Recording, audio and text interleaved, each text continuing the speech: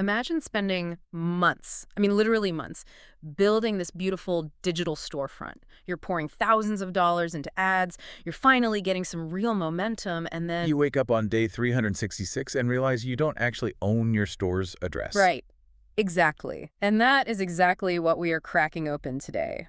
Welcome to this deep dive into the hidden mechanics of Shopify domains. It's a huge topic. It really is, Yeah. because, when you're setting up an e-commerce business, you have this endless checklist of tasks.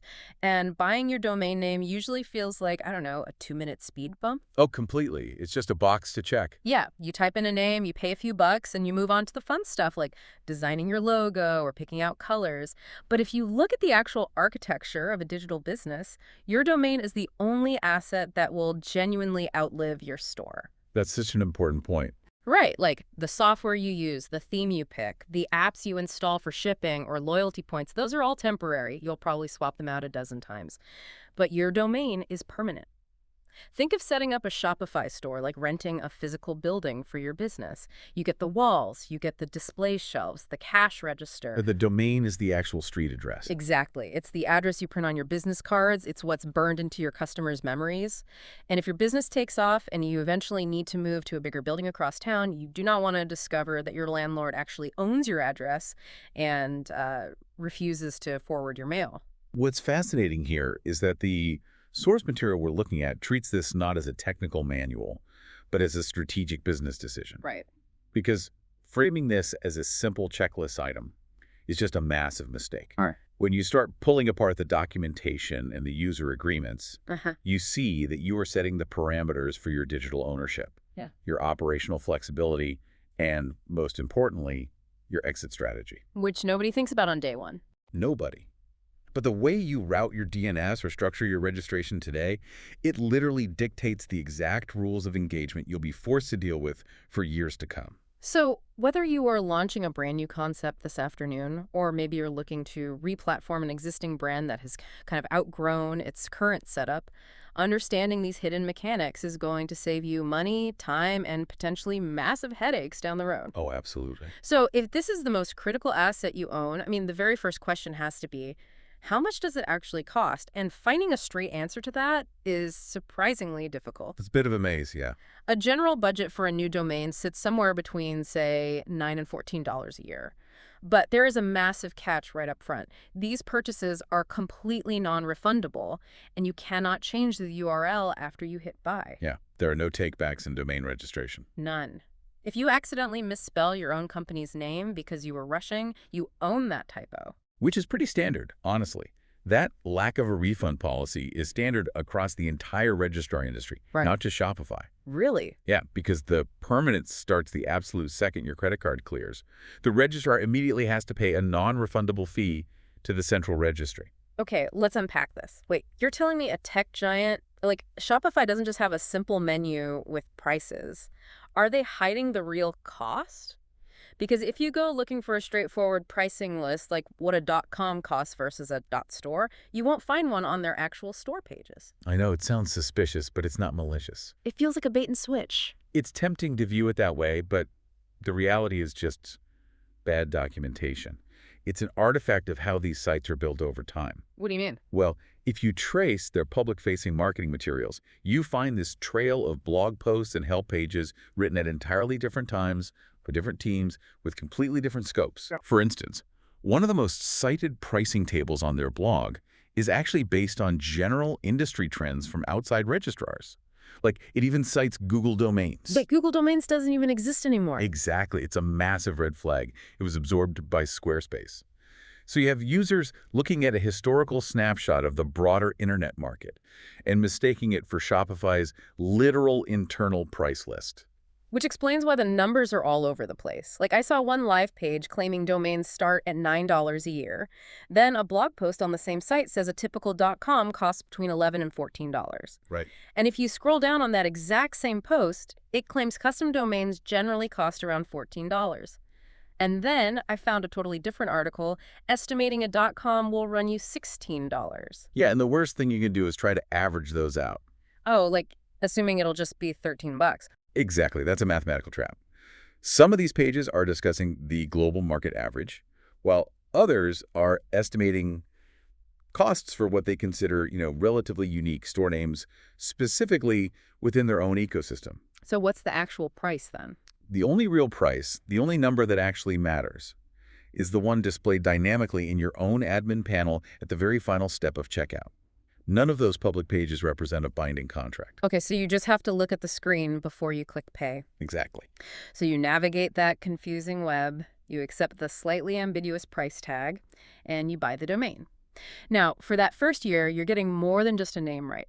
There's some fine print on included perks. There are definitely some baked-in perks for year one. Right, like automatic renewal is turned on by default. You get a free TLS certificate, so you should never buy encryption separately. And you get admin-level DNS control built right into your dashboard. Which is huge. Having your DNS control integrated like that is a massive operational advantage, especially if you don't have a technical background. Because DNS is like the internet's phone book. Yeah, right? exactly. It connects the human-readable name, like yourstore.com, to the actual IP address of the servers hosting your code. Normally, you have to log into a totally separate registrar website just to point that traffic. Having it all under one roof just makes launching so much easier. But, and this is a big but, that convenience comes with what I call the W8OIS privacy trap. Oh, yeah. This catches so many people off guard. Shopify heavily advertises that they include free WHOIS privacy protection. And for you listening, WHOIS is basically the public directory of who owns what on the internet. Right, so privacy protection keeps your personal home address, your email, your cell phone hidden from spammers or aggressive marketers. Yeah, it's like getting an unlisted phone number. But if you actually dig into the fine print, there are 137 specific exceptions to this free privacy. 137. Yes. It's like buying a car that advertises free floor mats, only to drive off the lot and realize they don't actually fit the specific model you bought. And these aren't obscure extensions. It includes .io, .ai, .ss, .d. Very popular ones right now. I mean, tech startups love .io and .ai. Are you saying if I buy one of those, assuming I have privacy, my actual home address is just blasted out to the public internet? Yes. But, understanding the context here is crucial. This isn't Shopify arbitrarily deciding to punish people who buy a .a domain. Then what is it? Those extensions you listed are country code top-level domains, CCTLDs. .a isn't actually an artificial intelligence extension. It's the official country code for Anguilla. .d is Germany. .har is France. Oh, wow. Yeah, so these extensions are governed by the sovereign laws of those specific nations, not by ICANN, the global internet body. And a lot of these countries have strict transparency laws. They legally prohibit obscuring domain ownership. So Shopify literally couldn't offer you privacy even if they wanted to. That is a wild technicality to discover after you've already paid. It is. Now, beyond the privacy stuff, there's another hook that dictates how your business communicates, which is unlimited email forwarding. So if you buy a Shopify managed domain, you can set up, hello@yourstore.com. Right. But if we connect this to the bigger picture, we have to be very precise about what that feature actually does. Shopify does not actually host mailboxes. Right. You can't log into Shopify, open an inbox, and write an email to a supplier. You will always need a third-party email account like Google Workspace or Outlook. What buying the domain through Shopify gives you is the routing mechanism, the switchboard, basically. So a customer emails my professional domain, it hits the Shopify switchboard, and silently forwards to my personal Gmail account. Exactly. It's an invisible relay. Yeah. And you get it for free. But if you use a third-party registrar, you have to figure out all the MX records and routing rules yourself. Got it. Okay, so all these perks make year one feel like a total breeze. But the true test of this digital relationship comes in year two, when the renewal bill arrives. And it often hits when you aren't looking. That's when people get a surprise. Because Shopify doesn't publish a renewal price list either. There's just that vague blog mention saying a $16.com will cost, quote, roughly the same. Which is not a guarantee. No. Meanwhile, competitors like Namecheap publish exact multi-year renewal prices down to the penny. And here's where it gets really interesting. They bill you 2 weeks early. The renewal is charged exactly 14 days before the registration term ends. Yep. I mean, if I'm planning to let a test concept expire at the end of the month, I could easily get charged on the 16th for a whole nother year. And that ties into the most critical control switch in the entire source material, the auto-renew toggle. Because your domain and your store plan are billed completely separately. Right. Canceling your store does not cancel your domain. That is a massive misconception. If you hit deactivate on your store, The domain auto-renew toggle stays active in the background. It will keep charging your card year after year unless you manually turn it off. So let's say a card expires or someone intentionally lets it lapse. What's the life cycle of a dying domain? It's not instant, right? Yeah. You get a 40-day grace period for most domains. For most, yes. You can just update your billing and you're fine. But if you miss that, you enter a redemption period for up to 30 days where you have to actively rescue it. And you do not want to end up in redemption. It's essentially a hostage situation. The domain goes back to the central registry, and rescuing it means paying massive penalty fees, sometimes hundreds of dollars. Wow. And if you let that 30 days pass, it's deleted. Anyone can just swoop in and steal it. Competitors, domain squatters, anyone. All your SEO value, gone. Which is terrifying. And that relentless renewal cycle is exactly why you have to make a foundational choice right out of the gate. Should your domain live inside Shopify as a managed domain or outside at a registrar as a third-party domain? That is the big decision, yeah. And mechanically, it's the difference between connecting a domain and transferring a domain. Okay, break that down for us. Sure, connecting just points the DNS. You're saying, hey, send my traffic to Shopify. Right. But the registration, the ownership, the billing, that all stays at your outside provider. That's third party. Right. Transferring, which is the managed route, means you are actually moving the ownership registration and the billing completely into Shopify. But the transfer process is an absolute chore. First, you have to connect the DNS anyway to avoid downtime.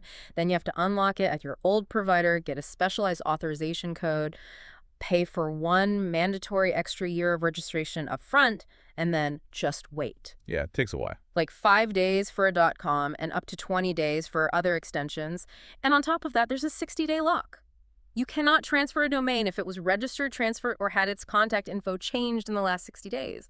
Why would anyone tolerate a 60-day wait in all these steps? Is Shopify just holding our domains hostage? I know this raises an important question, but Yeah. we have to look at the rules here. Shopify isn't doing this as a cash grab. They're not. No. The 60-day lock and the mandatory one-year renewal fee are global policies set by ICANN. They exist to stop domain hijacking. Oh, so it's a security thing. Exactly. If a hacker gets your email, that 60-day lock stops them from instantly transferring your domain away and stealing your business identity. It's a cooling-off period. Plus, if a transfer fails, Shopify refunds that renewal fee. And remember, your store doesn't go dark during those 20 days of waiting because you pointed the DNS first. Okay, that makes sense. So for you, the listener, you really have to consider your own personality here. Do you value the convenience of one single dashboard where everything is managed in one place? Or do you value independence and a published, predictable renewal price with a third-party setup? Right. And that desire for independence really snaps into focus when it's time to leave the platform. Because breaking up is hard to do. What actually happens to your digital real estate when you decide to close up shop? First off, let's clear up ownership. The custom domain remains yours in both scenarios. However, that free yourstore.myshopify.com address, you do not own that. That is Shopify's, and it cannot be moved. Which is why you should never build your brand equity on that free address. Exactly. Now, leaving with a third-party domain is easy. You literally do nothing in Shopify. You just change your DNS record at your registrar, and you're done. It's seamless. But leaving with a managed domain, you cannot just delete it from the Shopify admin. You have to actively initiate a transfer to a new provider before you close the store. This is critical. Moving a Shopify managed domain must happen while the store is still open. So what does this all mean? It's basically like trying to cancel a gym membership, but realizing you're still being billed for your private locker because you didn't empty it out and hand the key back before you canceled your card. Now you can't even get in the building, but you're still paying for the locker. That is the perfect analogy. The source gives a critical 6-step exit checklist for this exact reason. And there are weird exceptions too, like if you have a .def for Germany or a .at for Austria. Right, I saw that. To stop auto-renew on those, you can't just flip a switch. You have to submit a manual compliance form to support at least 5 days before renewal because of regional law. Yeah, consumer protection laws over there require affirmative manual consent to cancel. And even if you do all of that perfectly, there's one final hurdle. The HSTS tail. Oh, the HTTP Strict Transport Security Policy. This is huge. Yeah, Shopify's security policy basically stays baked into your domain for 90 days post-deactivation. Can you explain that That's simpler? sure. Basically, HSTS tells every web browser on Earth that your site is highly secure and must only be accessed via an encrypted HTTPS connection. When you leave Shopify, that strict rule stays cached in people's browsers for 3 months. So your next host absolutely must serve HTTPS correctly on day one. If they don't, browsers will literally block your site and throw up a massive security warning for 90 days. That would destroy a business, so you really have to be prepared. Well, thank you for joining us on this deep dive. I think what we've mapped out here is that while buying a domain takes 2 minutes and might only cost $14, it's a permanent asset that dictates how easily you can pack up and move your business later. You've got to pick the setup managed or third party that your future self will be happiest unwinding. Exactly. We spend so much time obsessing over customizing our digital rented spaces, the Yeah. themes, the apps, the platforms. But the domain is the only piece of the internet you actually own. It makes you wonder, as we move toward a future of unified app ecosystems and social commerce, will owning a traditional domain name remain the ultimate symbol of digital independence, or just a nostalgic relic of the early web? Oh, wow. That is a great question to leave on the ultimate symbol of independence or a relic. Well, definitely something for you to think about. And hey, do yourself a favor. Go check your auto renew settings today. Thanks for listening, and we'll see you next time.